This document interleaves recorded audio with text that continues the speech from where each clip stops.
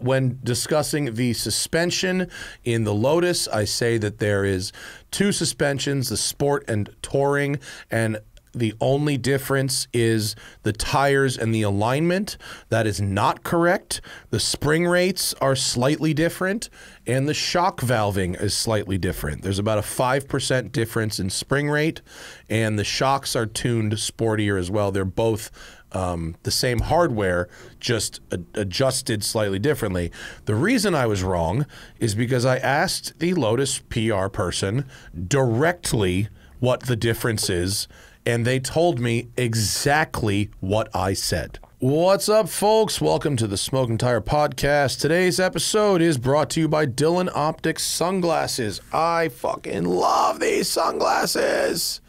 I wear them every single day. Literally every single day for the last like 15 years I've worn these glasses.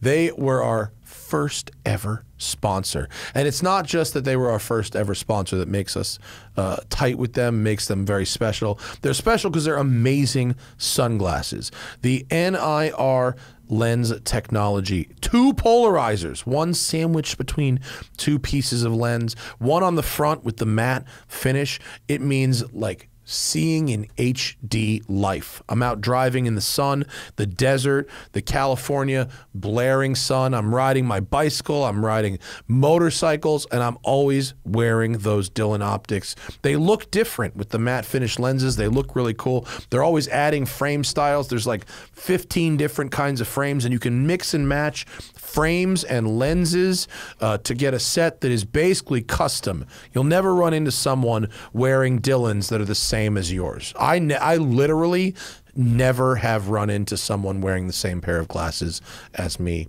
at the same time. It's great. So go to thesmokingtire.com, click on that Dylan Optics banner on the Partners tab. We will send you a free Smoking Tire t-shirt for every pair of Dylan Optics that you order. I just sent a fresh box of t-shirts out to Dylan. They are stocked up with t-shirts right now. Go to thesmokingtire.com, the Partners tab, click on the Dylan banner, get yourself some sunglasses made to order, and they even have prescriptions. We'll send you a free Smoking Tire t-shirt for supporting the people who support us. All right, folks, on this episode of the Smoking Tire Podcast, it is a cruise show. Zach and I have a little correction to make regarding our Lotus Emira. We went to the Long Beach Grand Prix, the IndyCar race that happens in our hometown. I talk about a very special new watch. An automaker is instituting social credits for press car access, and I went to Rancho Santa Fe's Cars and Coffee and saw an Aptera. All this and a bunch of great questions from the Patreon on today's cruise show. It's the Smoking Tire Podcast. Hello, Smoking Tire Podcast, week of April 17th, 2023. Year of our Lord. It's a very intense week for me because I got anniversary Thursday, wife's birthday Sunday. Now, are you able to lump the things together, or is it less convenient? No, it's got to be two gifts. Can't do the one gift. It's just. I think you can mash together like Valentine's and birthday. You know, I don't know. I mean, look, as someone who was born on December 1st, which the Jews, Hanukkah very frequently overlapped birthday. True. It moves around, and I would not want to be a hypocrite, and I would demand separate but equal, as it were. Yeah. Hanukkah moves around like witness protection. It's like, separate but equal gifts for Hanukkah and birthday, and so I have to live by reap what I sow, and provide the wife separate things for the birthday and the anniversary. Although the anniversary is not a gift so much. We're going to Catalina, which I haven't been in 10 years. She's never been. For those of you who know what Catalina is, and I'm not talking about the movie Step Brothers, because the Catalina wine mixer was filmed in Palos Verdes. It was definitely not filmed. There's nowhere on Catalina that looks like the Catalina wine mixer from Step Brothers, unfortunately. They could have fucking filmed it on Catalina. I do not remember that movie at all. You don't remember like the climax of the movie? I was smoking a lot of marijuana at the time. Well, and you can't watch Step Brothers sober. Yeah, but you can't. I couldn't stay awake for it either. Catalina Island, for those of you who don't know, is an island about 25 miles from Los Angeles, and it is mostly uninhabited, but there is a little town there called Avalon, and there's another even littler town called Two Harbors, and Avalon is on the southeast corner, and it's set up sort of like a Italian Riviera town, but like it's kind of, the word shanty isn't quite accurate. It's not shanty. It's charming. It's cute, and it's like a little seaside town in this kind of cove, and people go there by boat, and there's a little ferry that goes there. There's not no cars. There's only a couple cars. Aren't they all electric or? No, but I think you need a commercial purpose for a car. Got it. Like if you're a business owner that needs, if you're a contractor or something, you're allowed a truck. Okay. But residents drive golf carts, and there's like Airbnbs, and there's some hotels, and there's some restaurants and whatever. There's some hiking. There's some this and that, some sea activities. So we're going to Catalina. Cool. And they clearly tried to do an Italian Riviera thing like Positano. They didn't quite get there, but it's a solid 1 or 2 nighter. There's probably not enough to do there for 3 or 4 nights unless like really sitting on a beach and doing nothing is your thing, which you don't need to go to Catalina to do that. But yeah, it's cute. Cool. So that's the anniversary thing. We're staying at what is apparently the nicest hotel on the island, which is, there aren't any like amazing hotels, but I'm not going to say which one we're staying at, but it's not in the town. It is slightly outside of the town, overlooking. There's buffalo running around, right? That's like one of the weird stories. Yeah, so they used to shoot some movies there back in the day, and for one of the movies they brought fucking buffaloes over there, and then they left them. And then they bred, and now there's fucking buffalo there. They're like, it's going to take a lot of work to catch them all. So forget it. We'll just leave them there. There's grass. Yeah. I don't think they're totally wild, but I think they're kind of wild. That's funny. I hope to see one.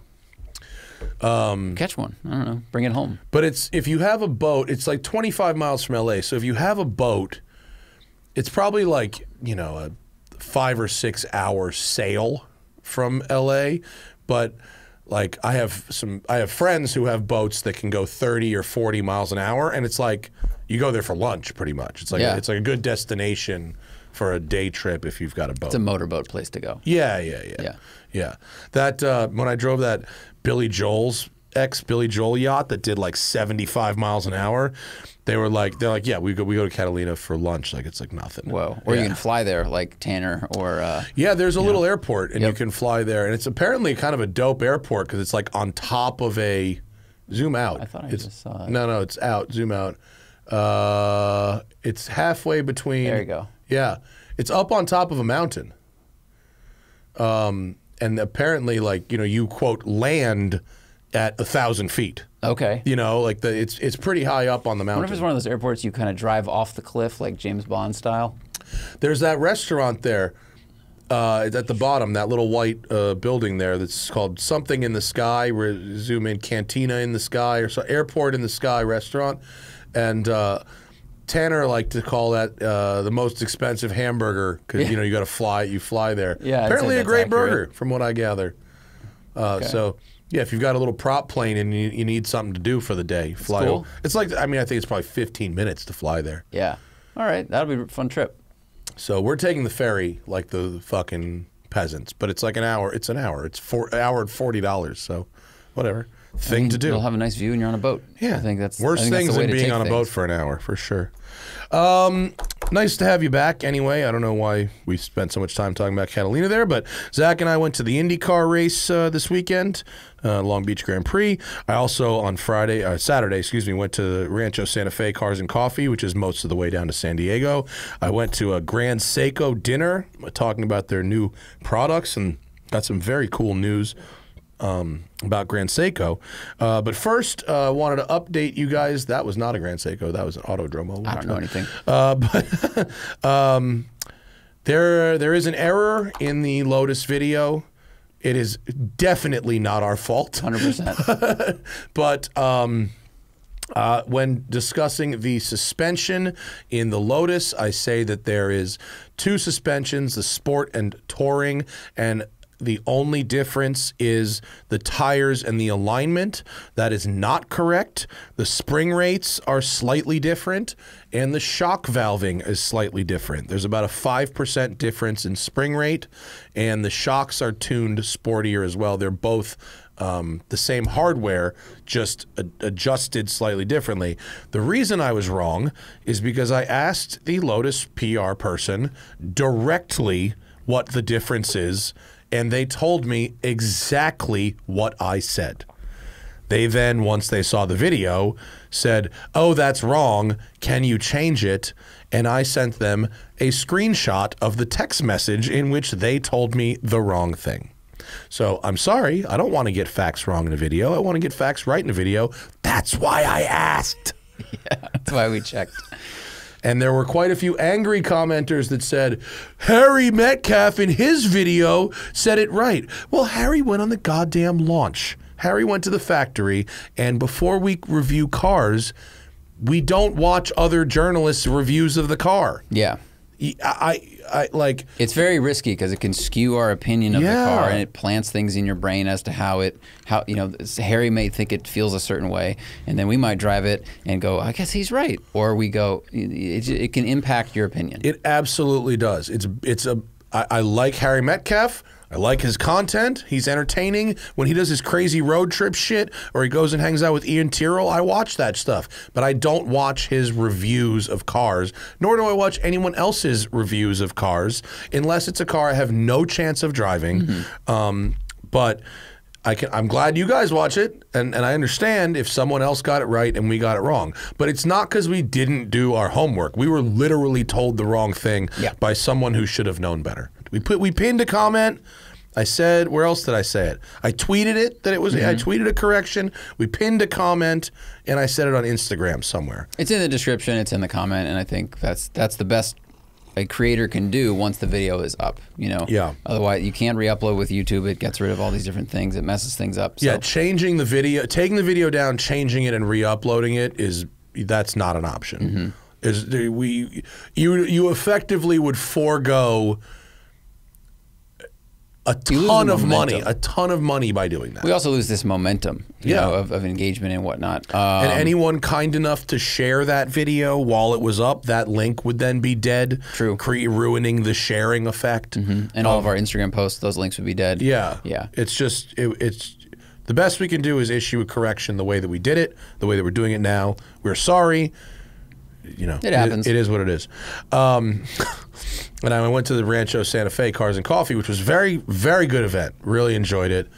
Not formally organized, but it's just on the streets. I did do an Instagram post. I didn't take very many pictures while I was down there. There's my car. I only took a couple pictures that weren't, but I liked that it was not a parking lot. It was like people were parallel parking throughout the town square. Oh, wow. Kind of all over the place. So it gave a nice, interesting look at that photo. Go back. My drive, I love the Los Angeles highway system at 5:30 in the morning.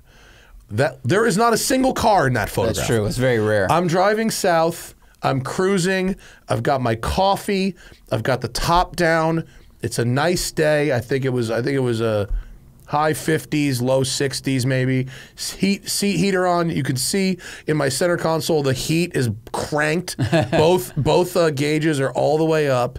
I'm having a coffee and not a single car in sight. I'm not even doing like 90. You can see the thing's at 78. Like, I'm just enjoying that. And that McLaren 765 LT, that's the best color I've ever seen one of those in. It's like a mint green. It's parked in high downforce mode. Yeah, and I'm happy that it was. It's important to have downforce while you're parked. Absolutely. By the way, you never know. If a windstorm comes in, you want to make sure your car stays on the ground and doesn't blow away. You know, tornado hits. But that spec on that car, almost perfect. The only place where it wasn't perfect is on the top side of that wing, which I did not photograph and intentionally hid behind it. It says MSO for McLaren Special Operations in ghosted carbon, meaning the top of the wing is painted except for a bare carbon MSO that was like 3 feet across. Whoa, okay. And it's like the equivalent would be if you had a Porsche turbo wing with some exclusive options on it, and it said exclusive. Yeah. It was the megaist douchey thing. SVT. But I made sure to not show it in that photo because the metallic mint green was fucking spectacular. And there was an Aptera. That's the first Aptera I've ever seen. We've talked about this strange 3-wheeled electric vehicle for years now. Yeah. I never thought I would actually see one being driven somewhere. Fair. It's on an M plate, of course. Yeah. And you'll notice that the plate is a motorcycle plate because vehicles with less than 4 wheels are motorcycles. I didn't spend too much time looking around it. It looked pretty cheap. Now, it's still I'm guessing a pre-production prototype of some kind. The interior resembled a Model 3 kind of aesthetic, the sort of minimalist center screen, you know, not a whole lot going on there. The seats were, it's all pretty minimalist, frankly. And then the roof and the top of the nose have solar panels. Because one of the things they advertise is that the car will charge itself sitting in the sun, right? Like you park it very for the slowly, daytime but outside, yes, very it will. slowly. Very yeah, slowly, that's the goal. but yes. And if you look at it, I mean, not hard to understand why it is very aerodynamically efficient. Yeah, it's like a teardrop. It's a teardrop. Not only is it a teardrop, all of its sub-elements are also teardrops. That's very true. It's a teardrop that's made of teardrops, And then it's basically. got a keel on the bottom next to the third wheel there. Right. But it exists. How about that? Okay. I mean, you know, will they actually get to the sales portion of this? I'm not sure. Because this is a car, for people that don't know, like it's been advertised. It's been about to come out for about a decade. For years. Yeah. Years and years and years and years. And it's been like the future of transportation for a long time.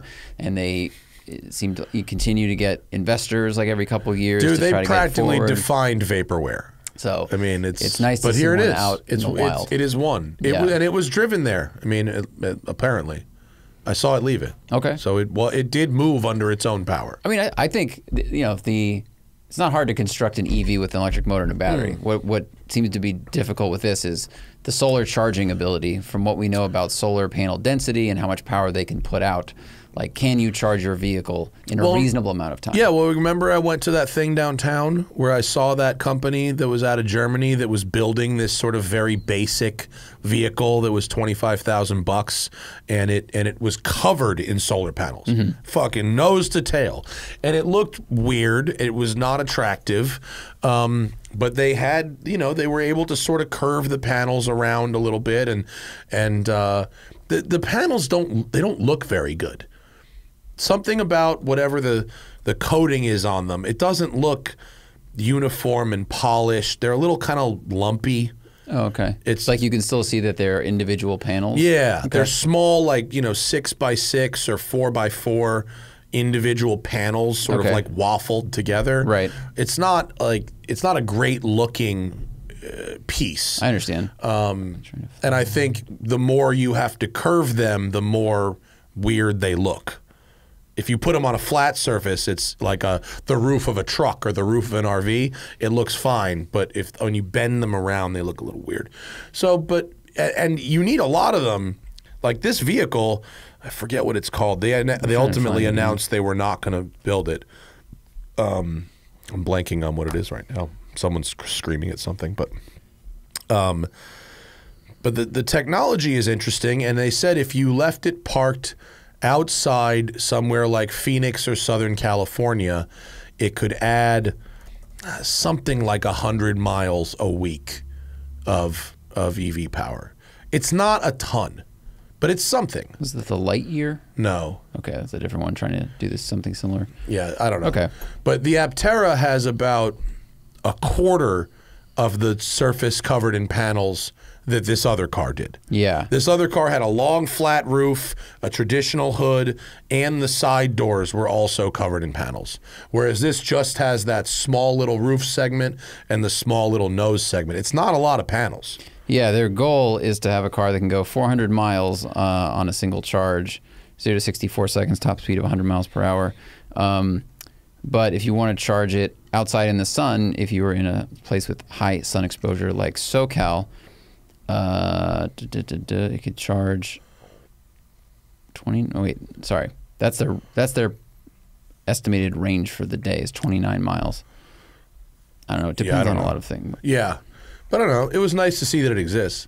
But to go back to the corrections, someone at this Cars and Coffee came up to me and were like, you know, I like your show, but you really need to do more homework. And I was like, well, you know, I'm not always perfect, and you know, a lot of times I'm trying to regurgitate facts while driving pretty quickly. But what do you mean? And they took issue with our Cayman T review, which apparently I didn't make a big enough distinction between the T and the S, or I made some kind of incorrect distinction about what you get with the S motor versus the T motor. Okay. The biggest thing is variable geometry turbocharger, and also the displacement. I mean, the S is a 2.5, and the base motor is a 2.0. So those two things combined is like a massive difference in power. And I was like, okay, you know, I hear you. And he goes, you know, I should have known that this guy ultimately was going to say that he owns this car. And of course he knows everything about it because he owns it. And I was like, well, you know, the point of the video really ultimately is should you or should you not buy the car? And ultimately I came to the conclusion that you should definitely not buy the car and should just get an S. He's like, well, I have one. And I was like, well, okay, as long as you're happy, man, you know, whatever. And he was like, you know, a lot of people quote you on this kind of stuff, and you're not wrong, you know, and you know, and if they quote you and something is wrong, like, you know, it's bad for everybody. I go, you're right, that's true. And I don't ever intentionally try to like not do homework or fuck things up. I was like, but there's a lot of cars out there, and I'm trying to regurgitate stuff, and I'm not defending being wrong. If I'm wrong, then I'm wrong. But you know, there's a human on the other side of this. And there's not a fact-checking team. I'm not sitting down and writing this and going back and checking it again. Like, you get one shot at doing the video, kind of. And so, you know, I think ultimately what really matters is guy who's driven everything. Should you buy this thing or not? Is it special or not? Is it this? And I was like, and the S is like a much, much better car. He's like, well, I bought the T. Yeah, of course. That's why you know everything about it, and you're upset that I wasn't exactly right. Yeah, it's hard. I mean, we're juggling a lot of information, and sometimes we read the wrong thing, or the press a lot of release the doesn't people that cover were everything, very, very annoyed about the Lotus were like people with usernames like Lotus Emira owner 425. You know, so.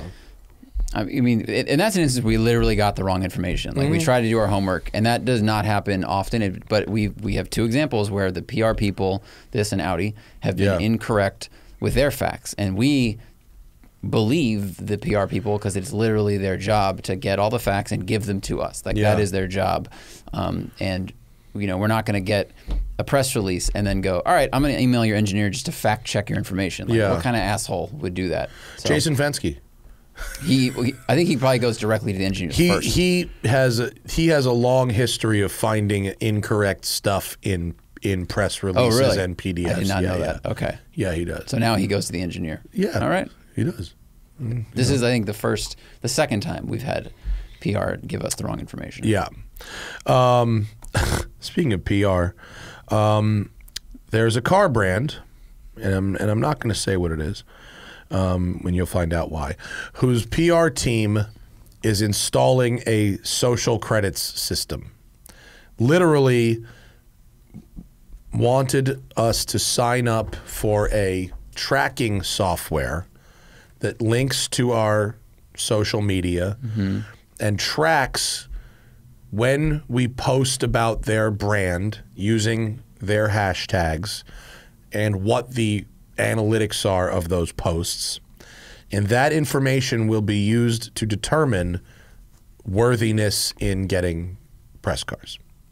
So the people with the most posts and the most reach will get the most access to the cars, which I didn't love. I know some OEMs do that, but they do it on the back end. Like, I think it's weird to ask you to do the legwork. I mean, you know, the same way we wasn't much. There's not much legwork. They really just was make a basic account with this thing and connect your social media. Yeah, but I'd prefer that. I'd prefer that we just make the content we make and not worry about gaming the engagement side. Yeah. Because I know a large OEM that uses whatever software they use and they analyze, you know, the value of journalists, like how much engagement they get and all that stuff. And I understand why they do that, because like they spend money to bring us to places or to give us cars or whatever. But I think it's weird when they say, you opt in, you use these hashtags, because now we're conscious of that gamesmanship. And, yeah, you know, and it publish lots of things. Incentivizes behavior that isn't necessarily honest, that isn't necessarily like critical of the company, that it clearly marks a shift from journalism to influencers. Right. Yeah. Because the more like an influencer you are, the more likely you are to get into that system and use those hashtags and post more content from a press event or anything. Yeah. That's weird. It made me feel dirty. Yeah, I get it. I mean, most press launches we go on, they say, and by the way, please use this hashtag when you post about this thing. Like every OEM does this across the board because they want to keep track of the assets coming out of that specific launch and not get it muddled with general 911 content. Sure. So I kind of understand that, but this seems a little different of like you're adding an app and adding an account and all these other things. Yeah, and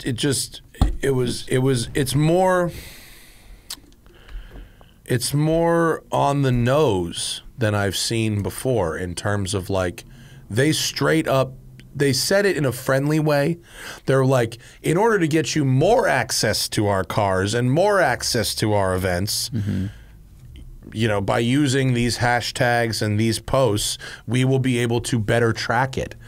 And it wasn't run, the setup wasn't done through the OEM. It was done through the press fleet company.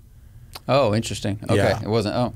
Which clearly on behalf of the OEM, but like, because the hashtags suggested were from a specific automaker. It wasn't hashtag page one. Yeah, no. Like yeah.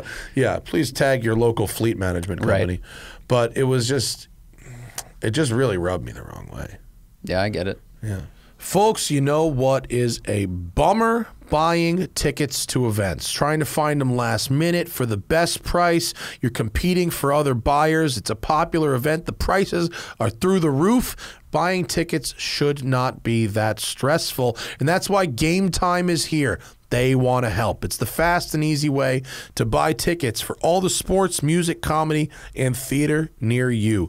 I checked out the interface myself. It's easy to find events. It's easy to find tickets. They show that stadium map with all the different prices and all the different availabilities. It is no problem. I was looking for a variety of sporting events. I was checking out hockey. I was checking out some basketball, even some WNBA, and there were some killer deals on some last-minute tickets. And you've got Gametime's best price guarantee. You can stop stressing over those tickets. Start getting hyped through the fun. They've got images of the seat views so you can actually see what the floor or the field will look like from those seats. And don't forget the flash deals and the last-minute tickets. It is great. Forget planning months in advance because Gametime has deals on tickets right up until the day of the event. The Gametime guarantee means you'll always get the best price. If you find tickets in the same section and row for less, Gametime will credit you 110% of the difference. That is why it's the fastest growing ticketing app in the country. It's for a reason, folks. You get them in a matter of seconds. So, snag those tickets without the stress on Gametime. You can download the Gametime app, make an account, and use code SMOKINGTIRE for $20 off your first purchase. Terms do apply. Again, create an account at the Gametime app or go to gametime.co, not com, gametime.co. Create an account and redeem code SMOKINGTIRE for $20 off. Download Gametime today. Last minute tickets, lowest price guaranteed. The Grand Seiko dinner I went to, they have these events like once a year, usually after Watches and Wonders. I took no photos, Zach. Copy. But where they bring out their newest shit and they talk about their newest cool technology, and that's all excellent. And they have some, Grand Seiko does some amazing stuff, like so quietly. And it's like one of those companies where if you just saw a Grand Seiko, you'd be like, oh, that's very pretty. But then if you heard them talk about how they got to that finished product, you're like, okay, why isn't there 100 documentaries about you guys? Because you're out of your fucking mind. But the coolest thing is actually that there is going to be a extremely limited edition watch in honor of Carl. There will be a Ruizing Grand Seiko. It will be no, I don't think there's no public announcement yet. Got it. There's going to be 30 of them. Wow. I'm getting number 7. I've already gotten in the game, and it's going to be a diver. It's going to be a JDM model that is not normally available in America. It is going to have actually a quartz movement. It's going to be the Grand Seiko GS9 quartz movement, which is one of the most accurate movements ever put into a watch, and it's actually a very highly decorated and rather fancy quartz movement at that. And it's going to have a blue dial, and it's going to look cool as fuck, and it's going to have a tribute to Carl on the back of it, and it's made by the factory. So That's cool. It's actually extremely cool. It's amazing that such a big company is like celebrating this individual. Yeah, it's really cool. Yeah. Well, their head, I don't know what his actual title is, but his name is Joe Kirk, and he is like the head of branding or like brand enthusiasm or something in America. He's pretty high up, and he does all the events. And Carl, when I first got into Grand Seiko and really into watches, and Carl taught me about Seiko and Grand Seiko. He goes, when you go to Miami, you got to go to the Seiko boutique and see my man Joe. And it was this guy who was working in the Seiko boutique, and now he's like in charge of shit. Was Carl like an evangelist for Seiko before a lot of other people? Yeah, he loved Seiko. Yeah, and he got me. He and a lot got of you into it? Yeah, because Seiko is like, it's affordable and it's super durable, but they also make all their own movements and components in-house. They don't buy movements from other places, and they're very true to their own identity without being like super snobby about it. And there's a lot of other companies that are built on sort of an image, and they design the case and the dial, but they buy their movement from someone else, and they buy their strap from this person. And Seiko just makes all their own shit. And then on top of that, there's this whole aftermarket community. I mean, a Seiko diver is like the Mustang or Camaro of watches, where you can change almost anything about it and come up with something like very unique and custom. And I went to this Grand Seiko event wearing my Tahitian black pearl dial thing, and there were literally people there who were wearing watches that were $200,000. I'm like, where did you get this? This thing, you know, Seiko people are not like, you know, Patek people or whatever. And Grand Seiko, they're just fucking nuts. I mean, the stuff they make is wild, and it's wild in a way that doesn't make sense until people explain it to you. It's what Carl would call a lecturer's watch. And he said, you know, because you have to explain why it's $10,000 and says Seiko on it. Right. And like he would, Carl would say that when, like, if you went to Patek or AP and they messed up a watch, you know, if you go to Rolex and they mess up a watch in the construction, they take off the broken part and put on a new part, and then they send it down the line and it goes out. And you never know, but that's what they do. At Patek, if they mess up a part, they take it all apart, and they start all over and put it back together. Whoa. At Grand Seiko, if they mess up a part, they kill themselves with a katana. And that was what Carl always said about Grand. They're like, you can't fuck up or you have to commit suicide over there. And so, yeah, he was He taught me about that. So there'll be a special Carl Ruiz watch. That's awesome. Good, and good for Carl and good for you. And shout out to all of those involved in the Carl watch, with Joe and Chef Guy Fieri and Gloria, who was Carl's assistant when he was alive. Did you see this today? MG Cyberster. So the name EV beats Tesla Roadster to punch with Shanghai debut. That's funny. Right. It's hilarious that it's called Cyberster. Yeah, it feels like it was named in one of those Cyberster. Like just word generator for like a barbershop things, you know, it's like oil and iron or something like that. This is just oil and iron. Someone on Twitter said it sounds like a VPN company. That's great. It does. I can't beat that one. Yeah, but when did the word cyber become cool again? That word was cool in like the 90s with hacker or whatever. Yeah, and then once it became cyber sex, then it was like, let's not use this word anymore. True. And now it's cool. Like, why are we trying to make that word cool I think again? with the return of VR interest, like every 7 years they say now VR is ready. But here's the problem with this car. The reason I brought it up is because the weight is 4,400 pounds. Sure. 2-seat convertible. Well, it's got batteries. I know, and motors. This is how this is going to go. Exactly. That's what people were surprised with. Like, well, we get this question a lot. Like, what's the future of EV sports cars? And I think for now, until they figure out the battery tech and they can lighten things up a bit, 4,400 pound 2-seat Roadster. Heavy as fuck. That is crazy. Even that new, Porsche's going to have the EV Boxster coming out. I bet you it's over 4,000 pounds. That'll be the benchmark. Yeah. That'll kind of tell us what things are going to be for the next 20 years. I mean, don't get me wrong. Like, if you built me a short wheelbase Taycan with the roof cut off, which is, I think, what this is, that would be fun in its own way. But it's not what I ultimately want from a sports car. I wouldn't seek that out. I think the thing we've gotten lately from sports cars, especially sedans and big coupes, is yes, it's heavy, but they put a lot of tire in it, a lot of spring, and the cars are surprisingly agile for their weight, and that's what this will probably be the same. But it will not have that same feeling of agility that like the Emira has, the Spider has. Yeah, we're gonna lose that. Yeah, no, everyone should buy analog sports cars while you still can. Yeah, 4,400 pounds. Especially from MG. It's just a sign of the times. It's like, it's not MG's Did you fault, know MG was still building cars? No. But I figured, everything returns, everything returns from the earth at some point. Or that it's like in China, like MG is in China?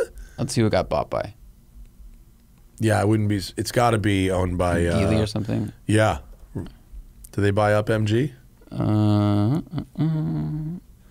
MG Cars is now owned by MG Motor UK, which is owned by SAIC Motor, which is based in China. So there we go. Yeah. I mean, I'm half joking. When I went to Scotland last year, I did see some modern MGs. Like, I knew they were building something, but yeah. Let's see. Cyberster, dude. They've been owned by a lot of companies. Or Cyberster? Where do you put the accent? Ooh, that's a good question. What does Britain do with the vowel? Cyberster. They say like garage, and we say garage. Yeah. It's hard on the Y. Cyberster. Cyberster. Yeah. Yeah, and like the last 5 letters are pretty much like one letter. Right. Cyberster. Cyberster. Yeah. In English, Sibster. So in the rule of Worcestershire, it should just be Sibster. Sibster. Sibster. This could very quickly get racist. Be careful. Oh, no, I'm going Clarkson. I'm not going... Oh, you went Clarkson? Yeah. Your Clarkson right there was not much different from the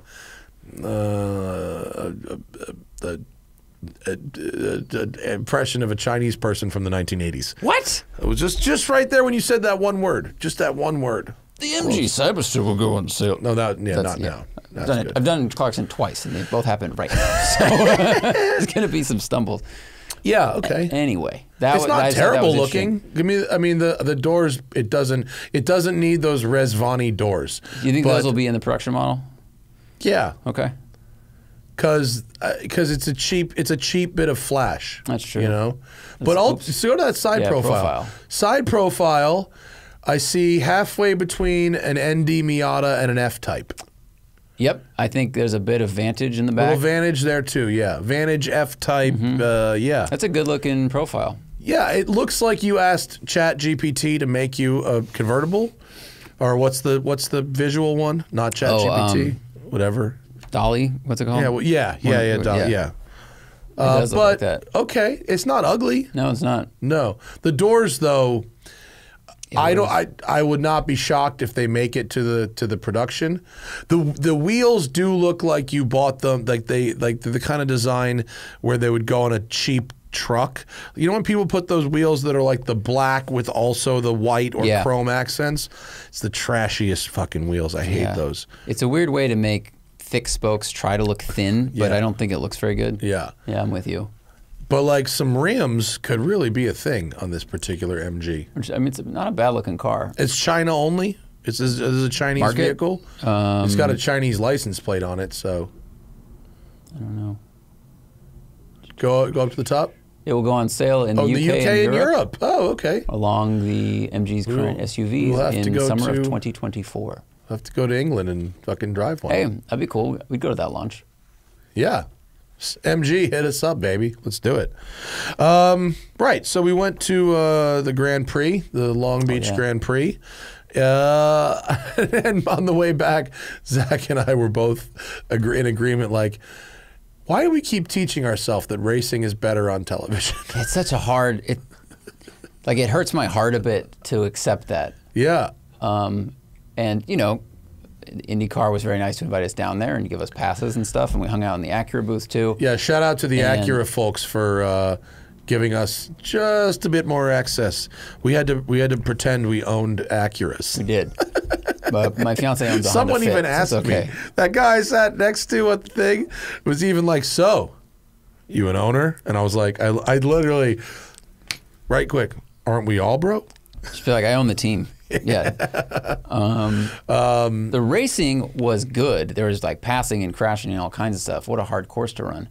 But, you know, if you're sitting in the grandstands, you see one turn. Yeah. And you got to keep up with the announcer, which wasn't quite loud enough, I would say. And not remotely. Yeah. It was hard to hear what was going on. You end up watching most of the race on TV, on the big screen, even if just with the sound effect of cars going right by you on the front straight. Yes, 100% true. And it's nobody's fault. It's just like that's what going to a race at a road course is. Yeah.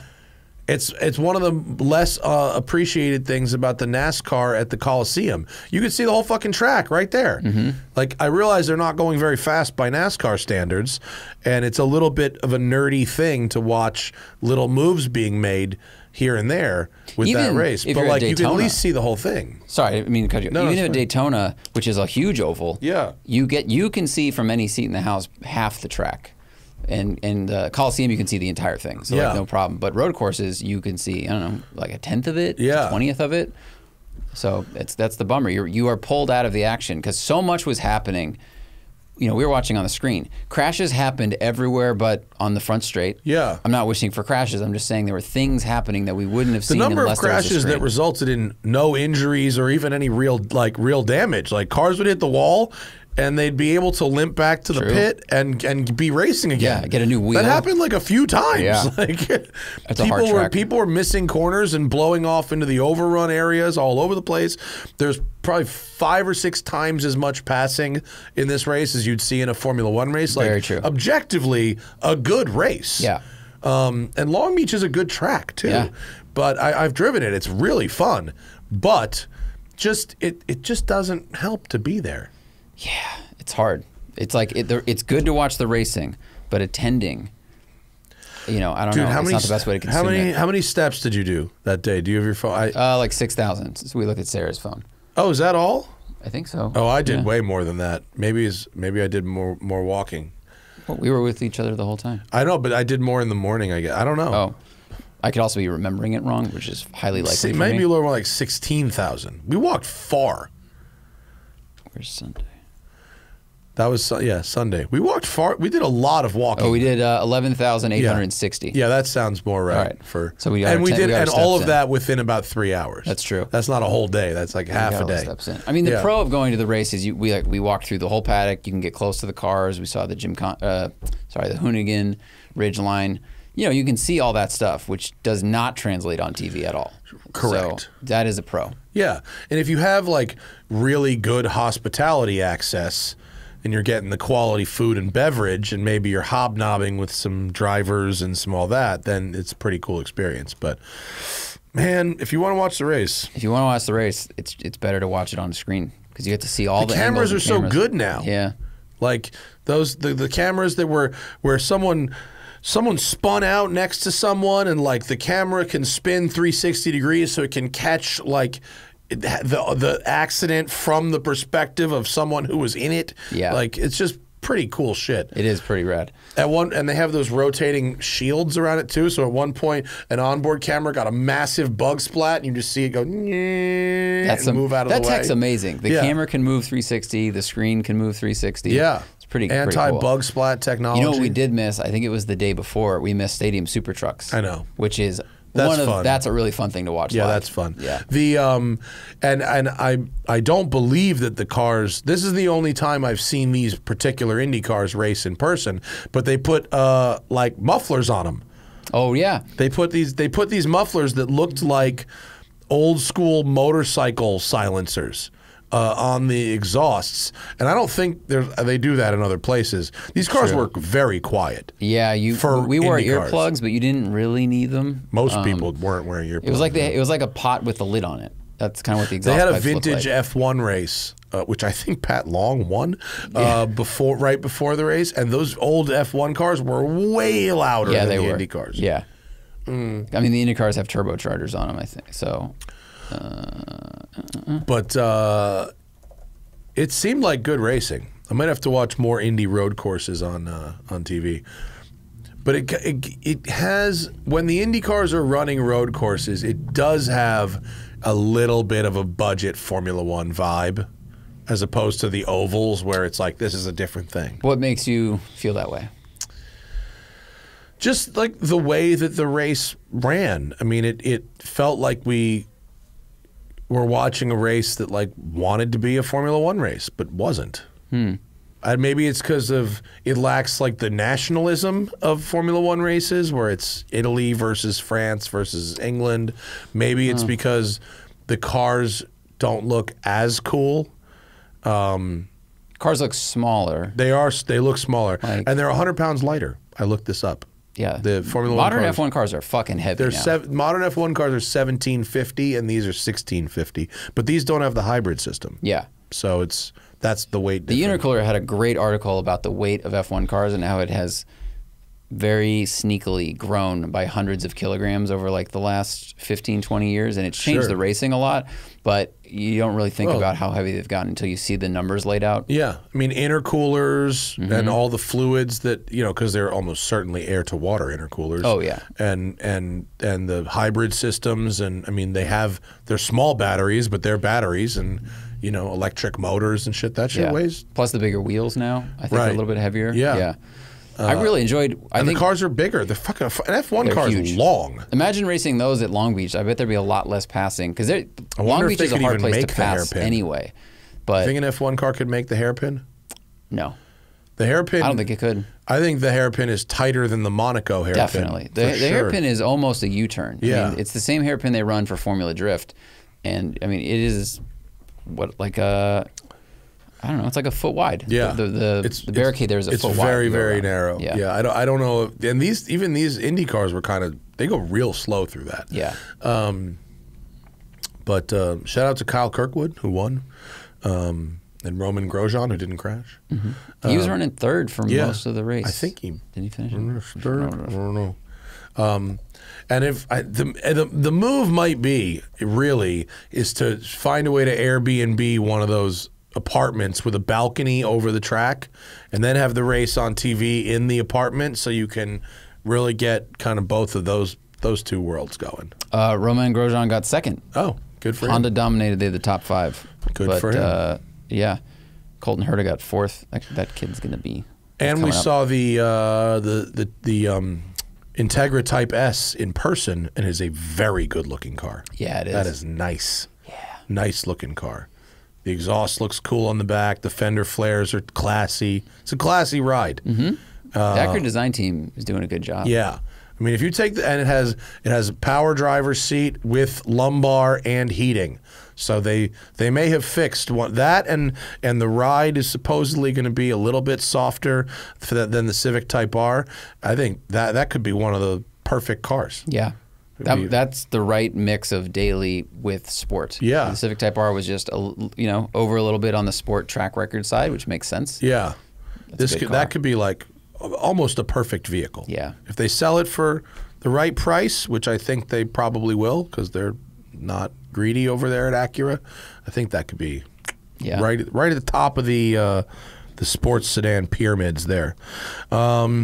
All right. Well, I'll talk about this. I have about 30 pages left in Fordlandia, so I'll wait until next cruise show to give a review of Fordlandia. But it is very good, and Henry Ford is a fucking lunatic.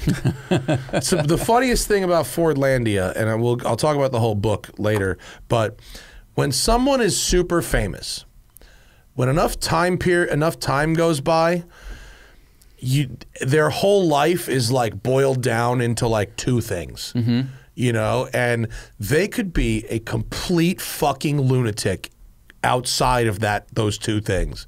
Henry Ford, like Model T assembly line production, like this guy was out of his goddamn mind on almost every other thing he touched that wasn't the assembly line and the Model T. Like everything else he did was fucking batshit. And yeah. I mean, it's like there's a contest for what your legacy will be. Right. And if you did, more good than bad over 100 years, then the good will probably outshine the bad. Yeah.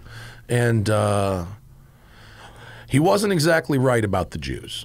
Let's just say that he had some thoughts about the Jews. Yeah. And he had a lot of thoughts about that. He seemed to pretty much only think about Jews. He was donating a lot of money to the U.S. Nazi Party before everything really got out of control. And they went, this is what their game plan is. Yeah, and if he'd lived long enough, he probably would have. When did he die? What year? I want to say it was like in the. He hasn't died yet in the book. Okay. I assume at the end of the book he dies. He's not, as of like the middle 30s, he's still alive. So I'm not exactly sure what year he died. But I don't think he made it through World War II. Made it to 1947. Oh, he did? Yeah. Oh, wow. Fucking spoiler alert. Maybe at the end of the World War, he was like, well, I'm done. All right. We are. Do you have anything else on your list, Zach? No, I all don't. right. My list was a little short today. But there it is. But we have a lot on the Patreon, and we will get to that now. If you want to ask us questions for the cruise shows or for our guest shows, patreon.com/The Smoking Tire Podcast. It's the best. We got multiple levels. We've got. Parts for just $3 a month where you can get the live stream and ask questions. $8 a month, ad-free, full ad-free episodes. $10 a month, you get the whole shabam plus the pro show, the extra pro show once a month. And then there's the championship tier where you get our car review videos also ad-free. Okay, Zach, pull her up. John Power says, my 18-year-old stepson is torn between a Fiesta ST and a Focus ST. Aside from the obvious size differences, what are the other differences in terms of overall driving dynamics? I mean, weight, really. With the size comes the weight. I mean, they're clearly siblings, familial. The inputs are similar in both. Things like the shifter feel and the steering feel are similar in both. To me, the Fiesta's sharper and more flickable. Agree. Yeah. If you don't need the back seat very often, just get the Fiesta. Yeah. Do you want him to be the friend that drives all his friends around all the time? Right. Or do you want them to be a little uncomfortable so they don't always choose his car? Yeah. I had a Focus RS, but we also had a Fiesta ST, and given the choice, between the Focus RS and the Fiesta ST, the Fiesta ST was better. Yeah, it's just like if you're going to be driving around with 4 people a lot, the back seat is a little tight. Yeah. But other than that, I prefer Fiesta ST for everything.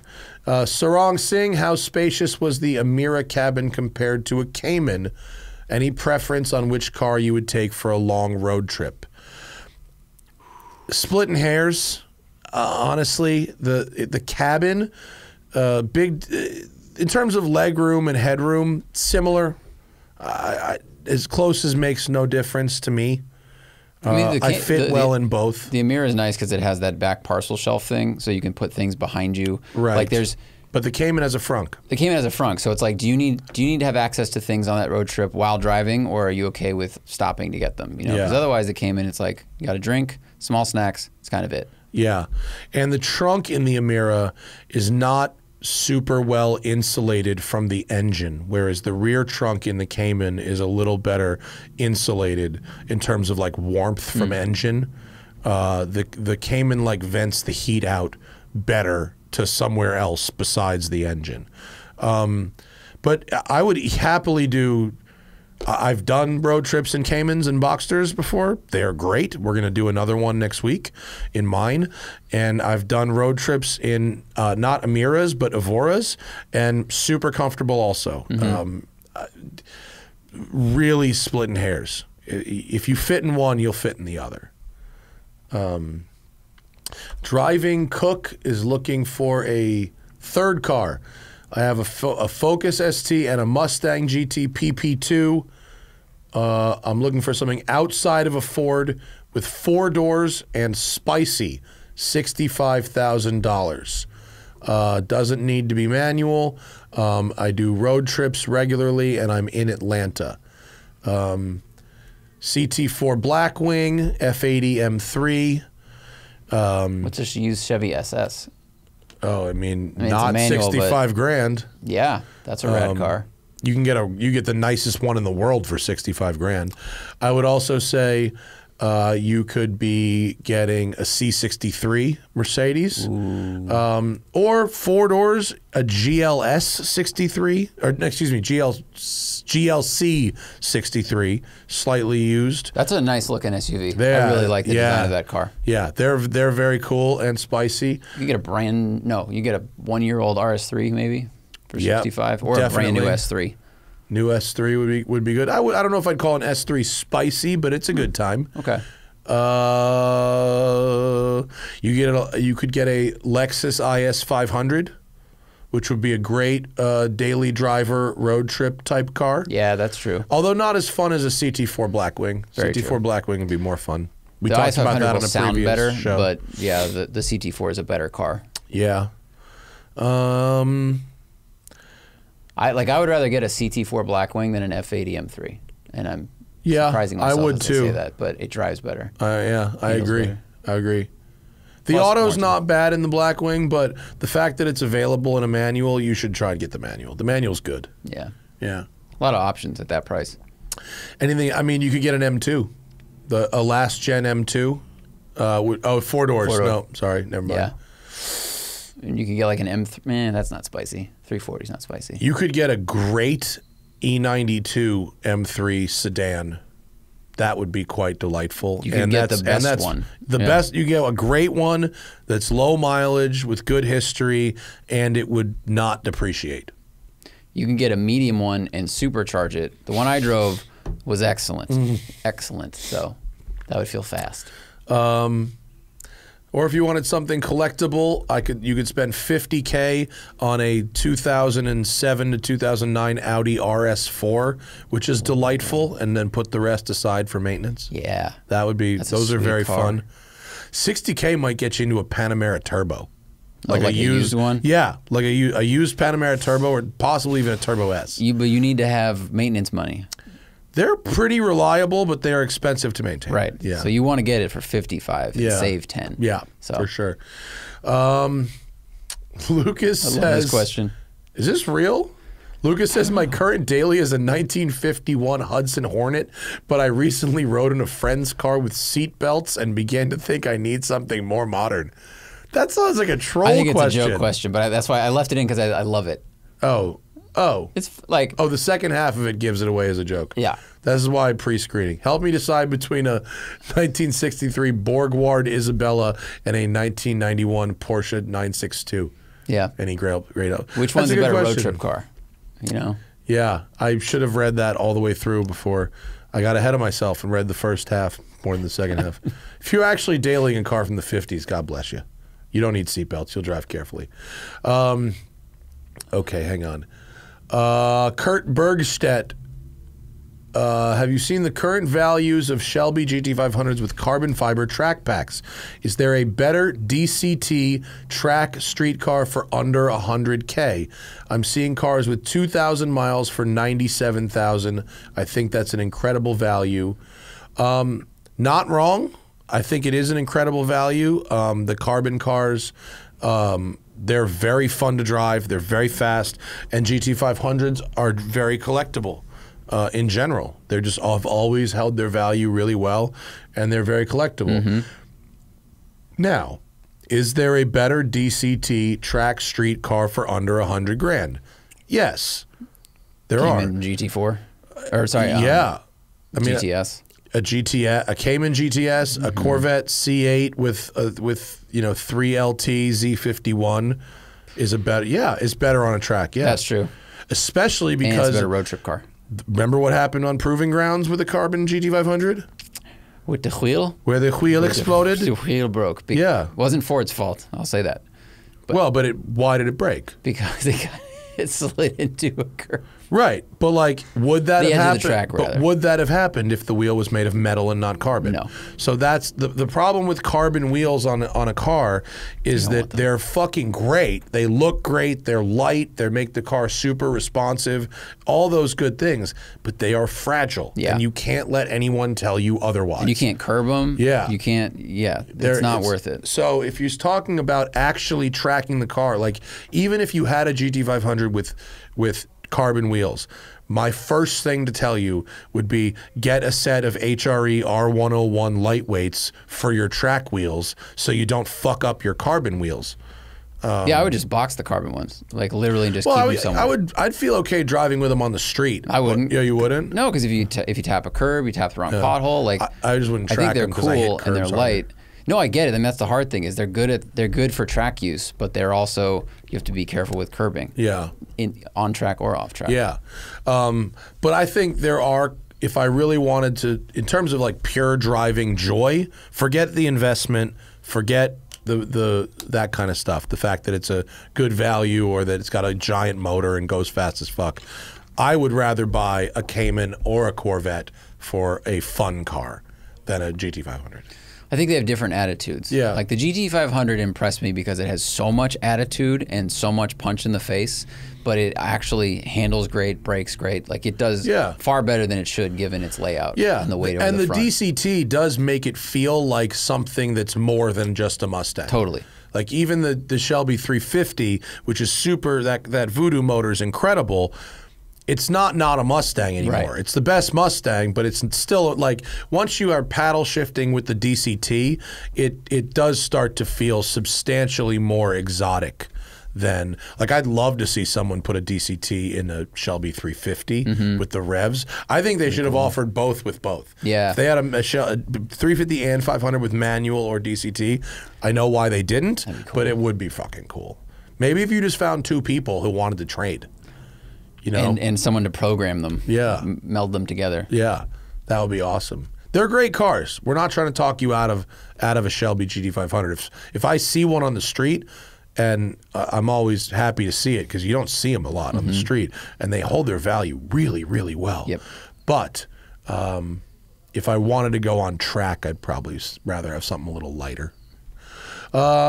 Miguel is looking for a JDM sedan with 300 horsepower for $30,000.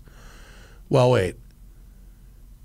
All I can think of is a WRX or GSF Sport, both of which are not. I think Miguel might accidentally be misusing the term JDM. I think what he's looking for is a Japanese sedan. Yeah. Yeah, because JDM is for $30K. Like, I'd be like importing like a Skyline GTST. Yeah. and you have a great one. Yeah, that would be fun. Because it means Japanese domestic market. Right, sold right. only in Japan. Yeah. For anybody who doesn't know that. Yes. What else? What other Japanese sedans would you buy for $30,000? A used IS350 F Sport, maybe. Yeah, what do those make? 305 horsepower. Yeah, the V6. It's not like an amazing engine, but it gets the power going. Yeah. Could you get a 2006 Subaru Legacy GT? For 30, I'm sure. Yeah, but you'd be the nicest one in the world. Yeah. You could get like a G35 sedan or the 37 sedan with a manual. I mean, the WRX doesn't come with 300 horsepower, at least not on paper. I mean, you get it stage 2, yes. 30 grand will get you some kind of STI, though. Yeah, you get to use STI. Yeah. Certainly. There's, of course, the Evos. You know, Evo 10, Evo 9. 30 grand will get you into one. That'll get you a pretty good Evo for that money, as long as it hasn't been crashed. Yeah, there's no Toyota. Do Honda Accord is there a sporty Honda Accord V6? Maybe, but they've never been that fun or sporty to me. Like, they're good. Yeah. And the ones that are good, like the Accord Coupe manual, like, this is a great overall GT car. Sure. But for something like sporty and exciting, it's not really there. No, I don't think so. Not personally. Andrew said okay. All right. I decided to read the whole question first, so I didn't get fucking Hudson Hornet again. Yeah. Andrew N. says the enthusiast community can often get a Mandela effect on certain topics. For example, a recent patron's question was about how BMW used to make great manuals. And Andrew says BMW has never made exceptional manuals. What are some other commonly misremembered judgments about cars that you hear frequently? Good question, but I think whether BMW makes great manuals or not is entirely subjective. You might not like them, but I think there are certainly manual BMW cars that I've driven that were nice. I mean, they've never excelled at shifter feel specifically, right, but they've made lots of cars that were great. I mean, they've made good cars that had manual transmissions. Yeah. I don't think they've made a manual transmission that I think of like that's the one that shifts. That's the one that feels great to operate. Sure. Like Tremec, the T6060 feels better. Hondas feel better, but that's very subjective. Other commonly misremembered judgments about cars. They don't make them like they used to anymore. Is a complete horseshit statement. They make them way fucking better. Yeah, for the most part, cars have gotten better. I mean, they've gotten safer and faster and more comfortable. Yeah. So, which is how most people judge a car. Yeah. I think there's probably quite a few examples of cars that are fondly remembered that have aged well, and people wonder why they're so rare, and it's because they totally tanked when they were new. That's a good point. And now they're become very valuable because they're so rare because they didn't sell well. There's other ones that are the press's fault. For instance, people thought that the GMC Cyclone was like actually fast, the turbocharged truck, because it beat the Ferrari 348 to 60 when the Cyclone was an all-wheel drive, an automatic turbocharged vehicle, so you could brake boost it and brake stand it and launch it, whereas the Ferrari was a long-legged dog leg first to second gear with a soft clutch. And what no one ever mentions is that even though the truck beat the Ferrari 348 to 60 by like a couple of tenths, the 348 beat it down the quarter mile by like almost a second. So like after 60, it's just like completely fucking gone. But they just remember that cover of the Cyclone. It's like, yeah, you chose this one specific thing that means something to some people, but is definitely not defined fast for everybody. I watched This versus That today, and it's Rob Daum's car versus the world right now. And he was racing this pickup truck, and the truck owner lost the first race, and he negotiated for a 500-foot race to shorten it. And similar to what you said about the Cyclone, I'm like, a shorter race only benefits the all-wheel drive vehicle. Sure. Truck that's rear-wheel drive versus an all-wheel drive RX-7. Like, unless that RX-7 explodes, this is game over. And it was. It was real bad. Let's see, other things. I remember growing up, and it was like the adages were Japanese cars will run forever. American cars are also more reliable. German cars are kind of in the middle. And I think the Japanese cars have mainly held up that end of the bargain, but none of that is as tried and true as it's been purported to be. Like there have been Japanese cars like Subaru stuff with the open deck designs, like they don't do great. A lot of American cars have had plenty of recalls that we've seen. I think the lesson is just it's more complicated to make cars than we thought. Yeah. Also, it is, I don't know if the word is misremembered or if it's just inaccurate at this point. Both Corvettes and NSXs are supposed to be like the reliable, durable, affordable sports cars. And that is true when it comes to like the core components. Like the NSX shares engine architecture and gearbox architecture with like the Acura TL, right? And some other Honda products. And the Corvette has like the engine that gets shared across other stuff and a Tremec gearbox and like that. But both the Acura NSX and the Corvette of all generations, a lot of other things are not shared with other cars in that family, and consequently, they can be very, very expensive to maintain in certain select ways. Right. They're durable to run compared to contemporaries. You know, an NSX isn't expensive to fix compared to a Ferrari 355, but compared to another Acura, it's like crazy expensive. Like I had to fix shit on my Corvette, which is a C5. It's not even like some super exotic car. It was a production level car.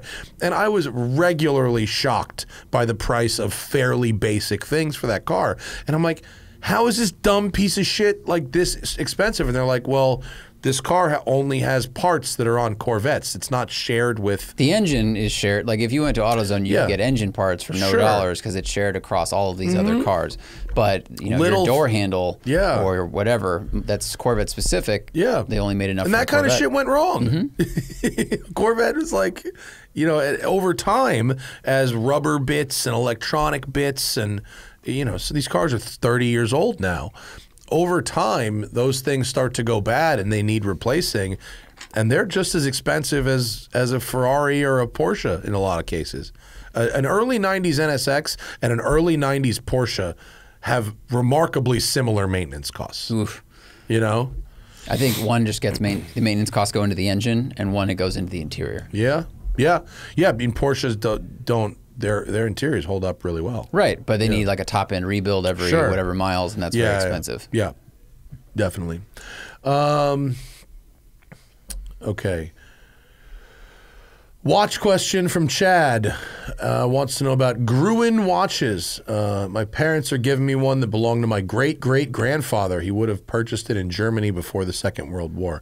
I'm told it's been serviced and runs great. Are there any resources out there to find out more about it once I have it?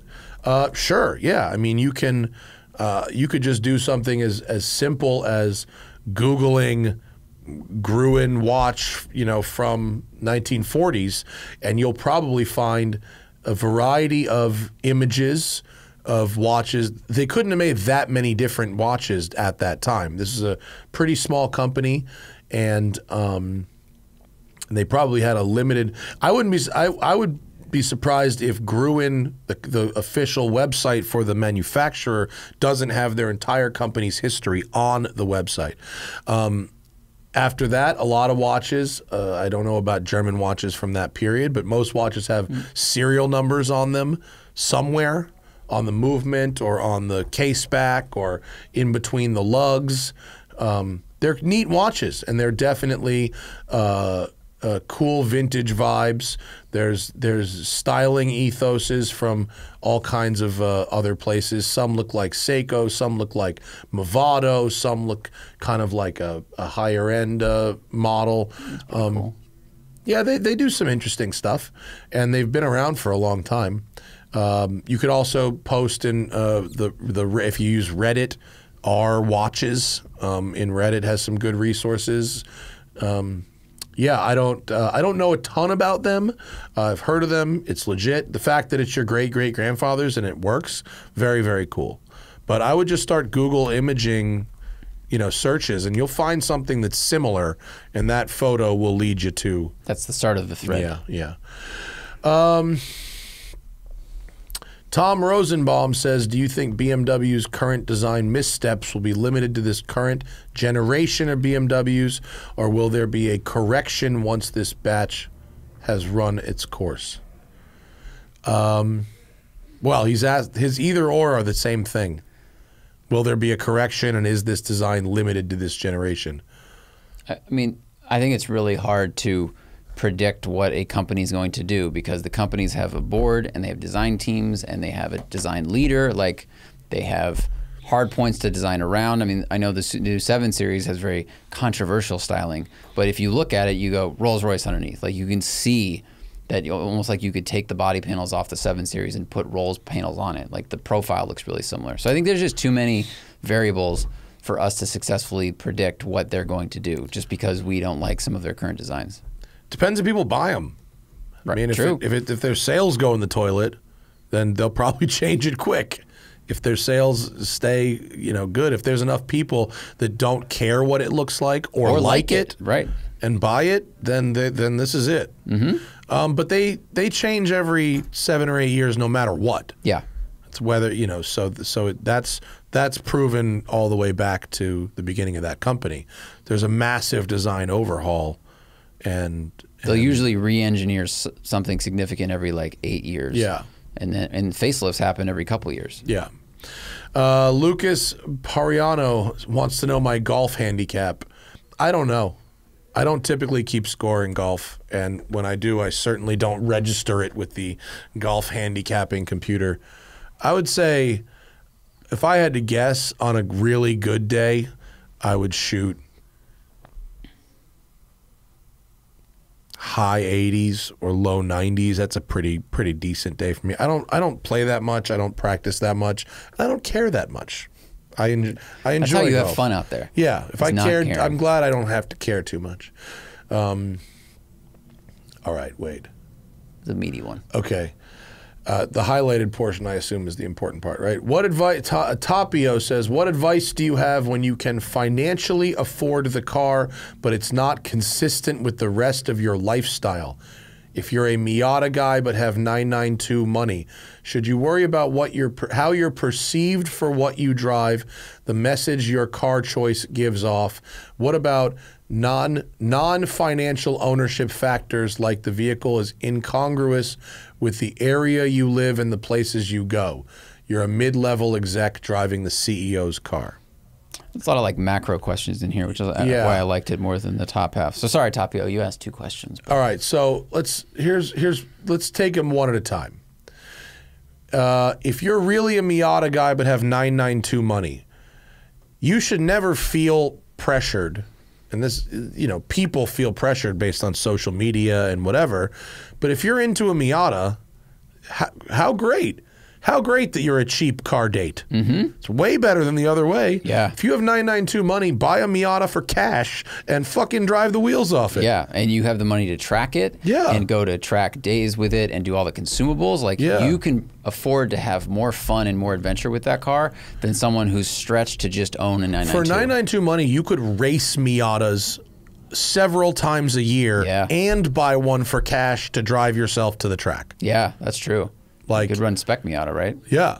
Like our friend Jack Baruth, car writer, went racing for a whole season, semi-professional racing for an entire season, and he said at the end of it he could have bought a Lamborghini Huracan for cash. And instead he did 11 Grand Am races. Whoa. Yeah. Like racing, not like bullshit club racing. I'm sure, he's a great driver, and that just leveled him up even more. Sure. And you can take all that experience forward with you, whereas if you just bought the Huracan, you have those memories too, but it's a different kind of memory. But like, if you have a bunch of money but not expensive taste in cars, I mean, how fortunate for you. Yeah. You are one of the lucky ones. Yeah. Take advantage. Put the rest of the money into retirement. Like, do something smart with it instead of trying to keep up with the Joneses, for sure. For sure. Second part of the question, should you worry about how you're perceived for what you drive, the message your car choice gives off? My immediate instinct is no, you should drive exactly the thing that makes you happy. However, I don't work at a corporate environment where I go into a corporate office parking lot every day and someone else might see your car and start asking questions or getting jealous or whatever. If that's part of your life, then I would probably not drive something that makes people think you earn way more money than you have. Right. And I've heard, we've had commenters that they're like realtors or something, and they need to show clients stuff. If you need to drive other people around, you might need to own something a little larger or nicer than what you would if you didn't have that responsibility. Yeah. But I'd say the worry is don't use that as an excuse to overextend yourself. Right. And then you're buying the CEO's car and you're making those payments just because you're like, well, I need to show my clients. Like, no, you just justified your extension. I've worked with a variety of real estate agents, commercial, residential, etc. They've all had decent cars, but at least, and the guy who sold my house, Josh Altman, who sold my house in Venice, drives a fucking Rolls Royce Dawn, but that's a different story.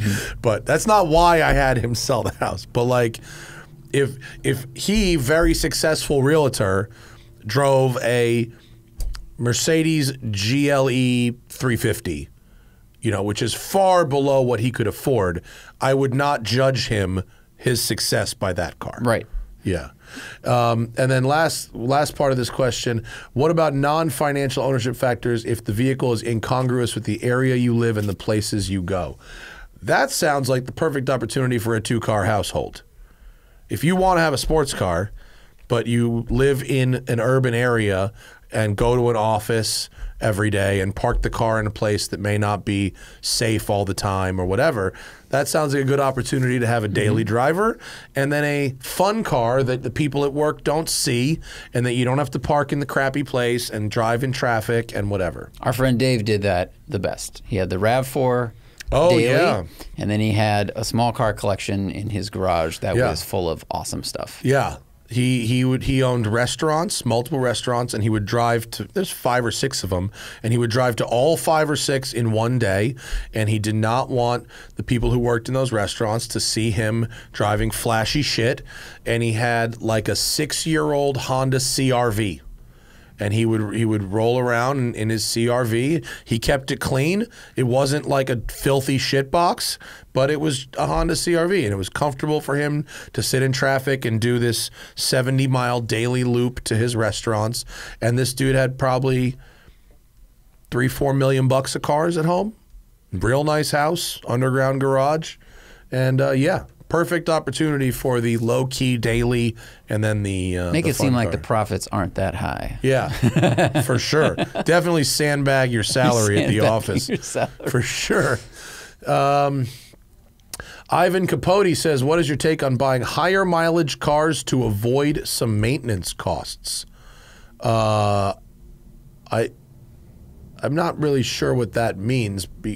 I purchased and sold 2 German sedans with relatively high mileage that had common problems already taken care of, and there wasn't really a premium. However, my current daily is going through the 100K service, and I've spent way more than I would if this was done properly. Well, I mean, when I bought my car, I stupidly was looking for something with under 100,000 miles because I thought that meant that it had less wear on it. But then I bought it, and I had to do the evap tank. I had to do these 100,000-mile service things, which cost me whatever, a couple $1,000s. And I'm very happy with the car I bought, but I remember I had buyer's remorse afterwards going, I should have just bought a car with 110 or 120 that had all these things addressed. So in my opinion, if you're going to drive it a lot, the difference between 80, and if you know you're going to keep it long enough, the difference between 80 and 120, who gives a shit? Right. Like, find the best one that maybe has had those things addressed. That way you don't have to pay for it. Right. We see this all the time with air-cooled Porsches. All the time. The number of cars that I see people buy that have 80 to 95,000 miles on them is a ton. And these cars have a $18,000 top end rebuild due at 100. $18,000. Engine out, engine apart, valve train apart. And it's expensive. And sometimes and this happened to me. My car that became the Safari car, I bought it with like 86,000 miles on it, I think. And normally this service is at 100, but if it can be in the Carrera models particularly, the valve guides would go bad and you would get blow by and you'd start getting smoke out of the back.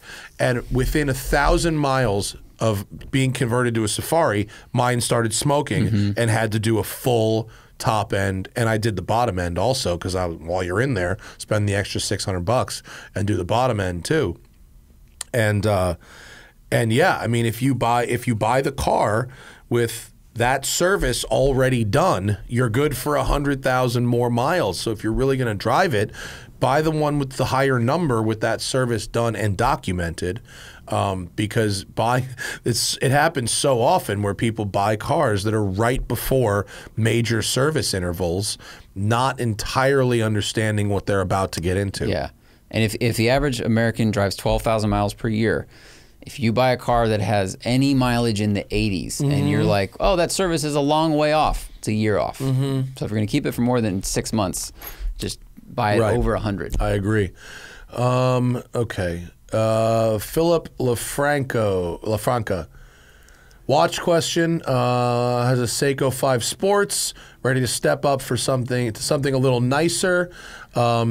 The issue I have currently is that the Seiko tends to lose more time than I'd expect, 3 to 5 minutes per day. That's probably within spec. Might be a little off. 3 to 5 minutes a week is about right. What are the best practices with winding, and crucially, when do I stop turning? Fair question. When I wind a watch, I set the time and then I wind it 30 to 40 times. And that usually gets me going and pretty good. I'm going to sound like a shithead, and I apologize in advance. Because I have many watches, I very rarely wear any one watch for more than 3 or 4 days at a time, unless I'm traveling. That's what happens with a collection. And if you leave one of the 48 watches you have on the lower floor of the castle and you're upstairs, like, I don't want to go get it. So yeah, right. So that kind of thing, where watches lose a couple minutes a week or gain a couple minutes a week.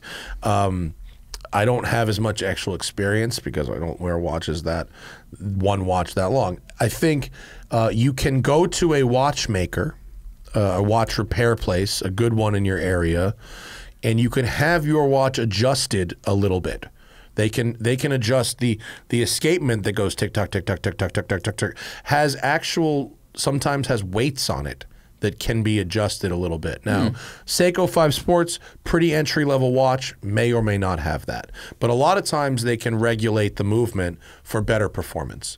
But I do not pull the crown out when I go to bed. I do not I don't keep them on winders. I don't do anything special. I wind them up and then I wear them, and then, you know, they never get far enough off before I move on to another one. But 3 to 5 minutes a day does sound a little high.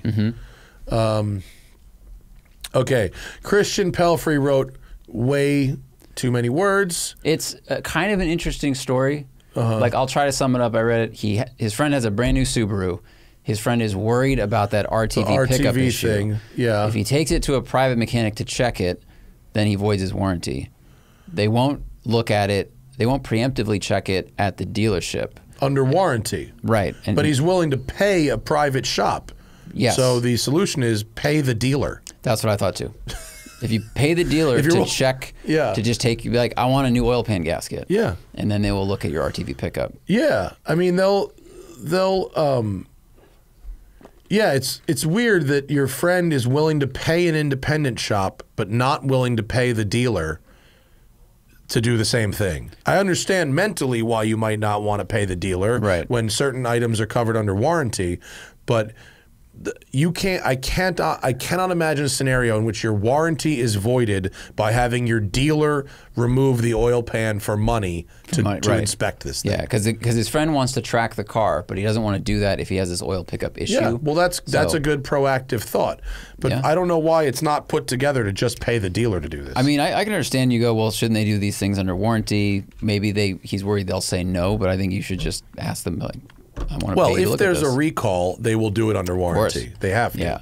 But that doesn't mean that if you don't have concerns right now, yeah, okay, it'll cost you a little bit of money. Maybe it'll cost you a couple $100 to check that. But like it would have cost you a couple $100 to go to the independent shop. Yeah. So keep the paperwork at what's the dealership. The problem? Yeah. Yeah, I would just do that. Light Bias says that I have preferred the Panamera GTS. Oh, wait. It says 911 and Panamera. What? Why does it say Panamera? I don't know. I think he means 911 GTS and not Panamera GTS. You've made comments preferring the GTS. Is it because the GTS can be had rear-wheel drive and manual? Which would you choose, rear-wheel drive and PDK or all-wheel drive and manual? Well, you don't have to make that choice. There's gun to your head, though. That is a false choice. Which one would you choose? You do not need. One does not beget the other. You can buy either with either. So if that's a hypothetical, it's a non-existent hypothetical. I prefer the GTS to the turbo because the performance difference of the current turbo is not functionally usable most of the time. The turbocharged engines, they both come with turbocharged engines. They both have that turbo surge feeling. They're both very, very fast. One is admittedly faster, but like where does that difference come into play? Like over 100 miles an hour. Yeah. Basically. So, and yes, it does come in rear-wheel drive. It does come in manual. It is lighter. And the handling of both is comparable. The turbo might be a little better than the GTS if you have a track and a stopwatch, but on the street it's the same. It just doesn't make any difference really. So like I would get a rear-wheel drive GTS manual. It's a lovely fucking car. I don't think you should buy all-wheel drive Porsches unless you really, really need them. They're so good in the snow in rear-wheel drive. Like, with good tires on it, yeah. If you live on the top of a mountain in Colorado and you want to drive it all winter, all-wheel drive, great, get it.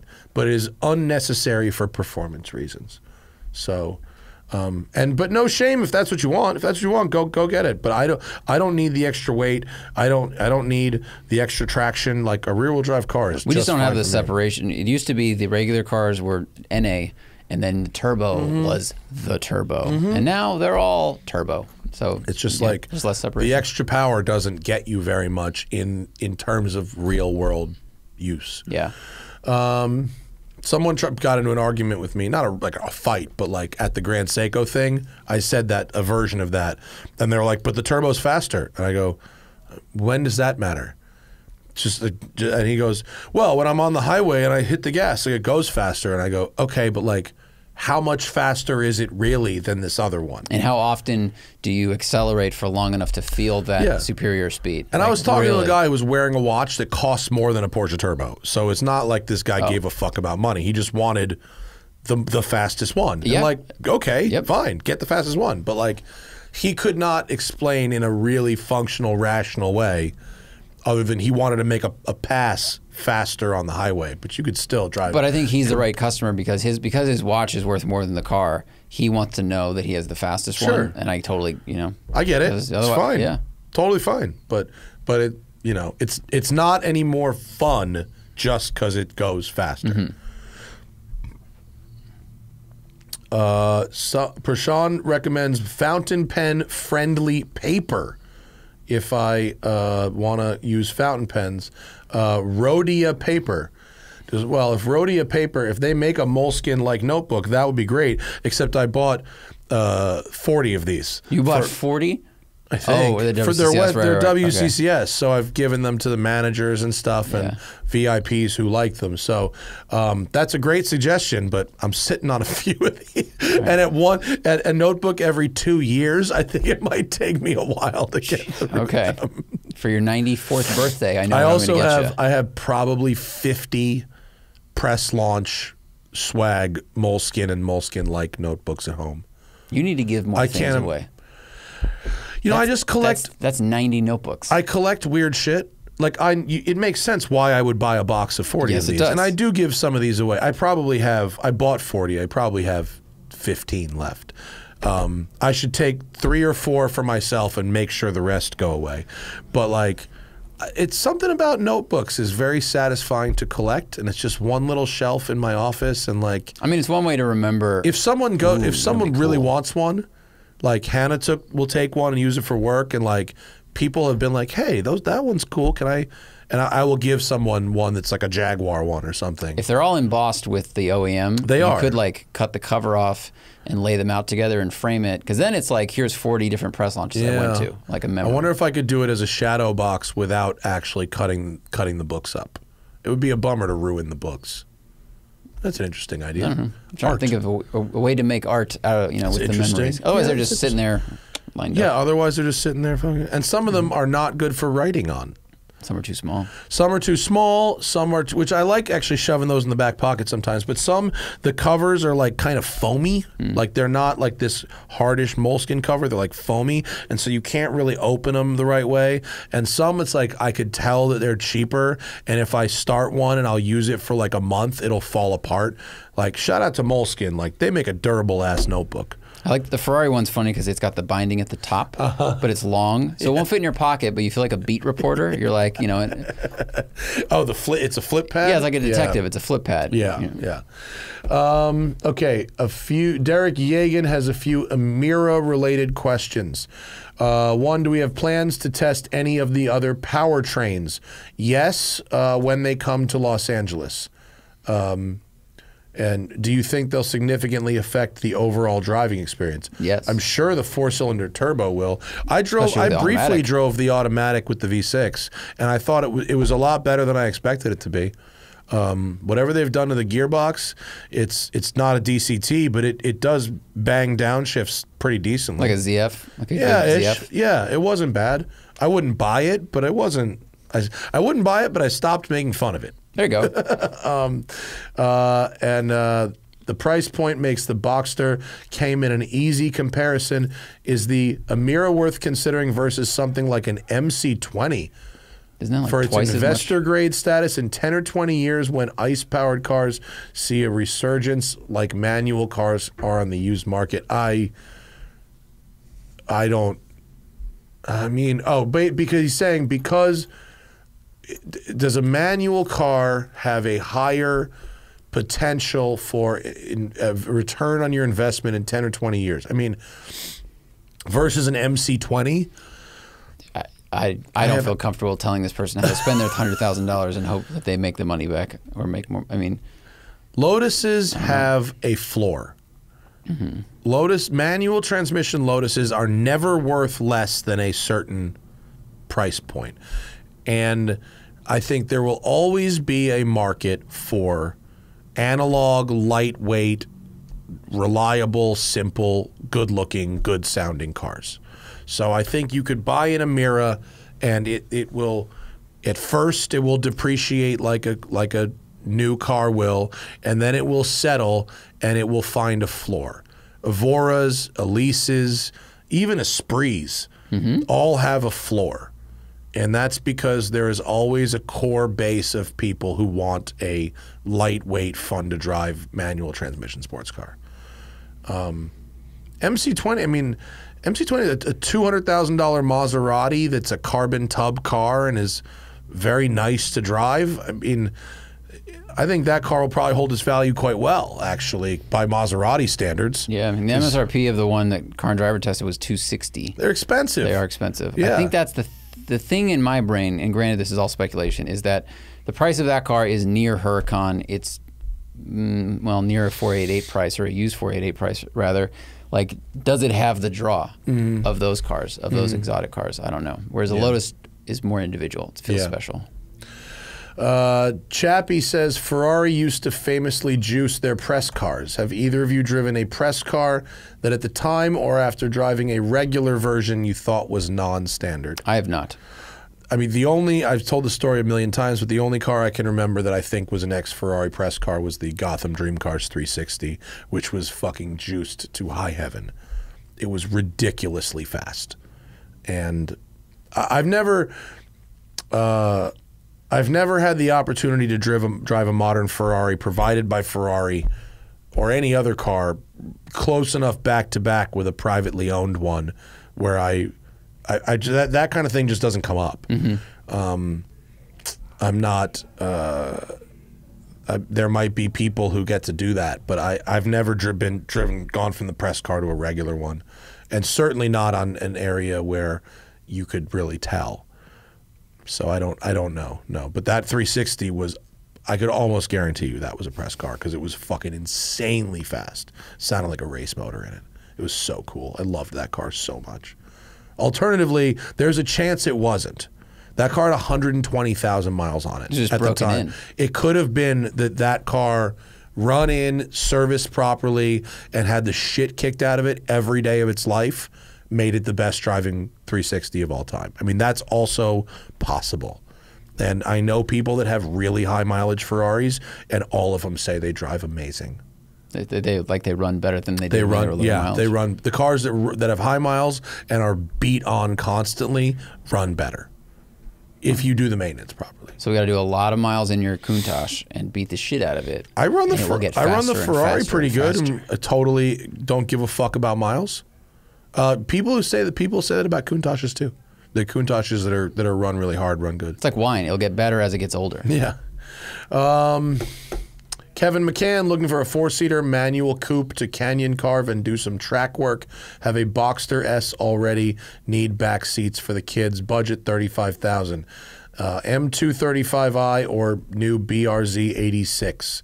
Which would be better for the task? Which the one back seat is much more more usable in the M235i. It's a bigger car. And yeah, I mean, I don't know how old your kids. Depends on how old your kids are and how quickly they're going to grow. Yeah. Like, I feel like kids from 2 to 5 are about the same size, and then they go whoop, and all of a sudden legroom matters. I mean, there's also other alternatives. You've got Mustang and Camaro, both of which offer variants that handle incredibly well and are ready for the track. 1LEs if it's Camaros, or Performance Pack 2 cars if they're Mustangs. I mean,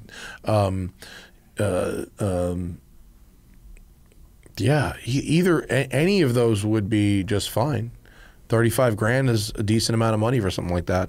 Yeah, I think I would look at which one has the most legroom, and I'd go with that. You could also get an E92 M3 for $35,000. It'll be a used one, but it's doable. Definitely doable. R. Bobby, if budget for all of your cars was $100K combined, how many would you own and what would you own?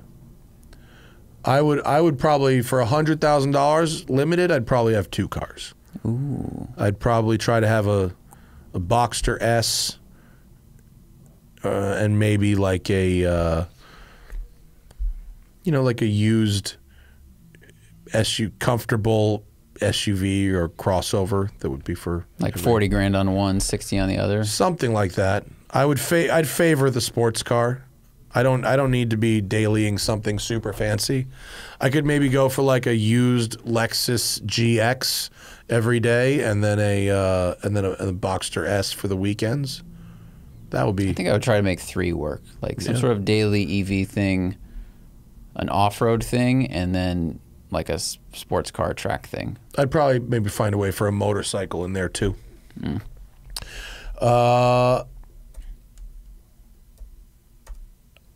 David says, if you went back in 10 years in time and told your 2013 selves that the only car companies still offering naturally aspirated V8s would be the big 3 Americans and Toyota, Lexus, do you think your past selves would believe it? Yeah, totally. By 2013, people were putting turbos in all kinds of shit. Right. They were downsizing cylinders, downsizing displacements. I think Mercedes was using. Was that when they'd already started using the 4-liter twin turbo by then? Mm-hmm. Or they were right around then, yeah. And they already, if they hadn't, they were using the 5.5 turbo, like the 5.5 liter. So yeah, the Germans were already moving towards turbo V8s at that time. Yeah. I wouldn't be entirely shocked at all. No. Meh says, Matt, what is the Mach-E color that is the special one this year? I don't know. I haven't looked. Maybe Zach can pull up the Mach-E. It's not Mach-E, by the way. When I said that about the special color, that's a Ford-wide thing. So if Ford has a, well, that one and the GT, that like yellow-orange thing, but that special color thing, it always goes on like the newest Ford. So I feel like the Raptor, the Bronco Raptor has that green that's great right now. But it's usually only one car at a time across their whole lineup. Yeah. My car, they really discontinue Iconic Silver? If they did, I was totally right about them losing money on that color. It did look too nice. It does, right? Yeah. That paint is too nice. I don't know. Well, we will know when they start rolling out press launches this year, which one they focused on. Yeah. Okay. 3 left. Okay. TC says, will you have an opportunity to drive the Radford car anytime soon?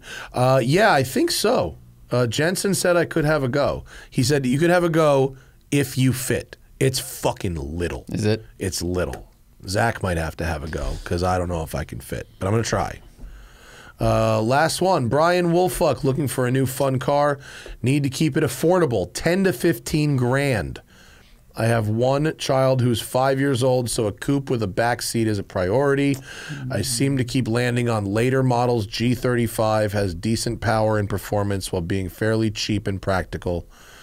What are your thoughts on them and anything else? They're not bad. They're not that fun. They're not fun because they feel heavy. Yeah. I mean, they are.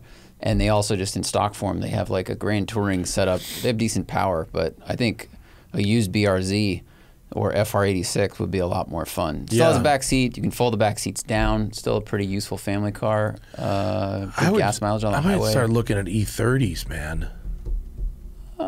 For me, if I wouldn't want to put a kid in a car that old. A kid, right? Yeah, I guess. You know, I have friends that do. I get it, but like, if I could buy something more modern just for crash safety, I would. Yeah, sure. I feel you. You could get like 2012 Mustang GT. That's more fun than a G35. Yeah, G35 is like a row of 7s across all the things, whereas a Mustang, like, some are 4s, but the engine is like is an 8. True. You know, and the aftermarket support is humongous. I would do that. Yeah, you could improve that over time. Or 5th gen Camaro. Everyone's asking about rear-wheel drive 2+2s, but the answers are there's nothing new under the sun here. Mustang and Camaro still dominate this marketplace. 10 to 15. Well, our 135i project car, as we got it, was 19, and then we had to put another 10 into it. So I'd say probably not, but maybe a 128i. Yeah, I drove that one. 128i is not terrible. The one I drove, the guy bought it for like $9,000, and then he did work on it because he's a tech. I mean, that was probably a $15,000 car. Yeah, and that was like a fancy Miata, you know, momentum car, but nice inside. 10 to 15, not to sound snobby, but that's pushing the lower limit of where you're going to find something decent. I just think it's challenging to shop for anything German.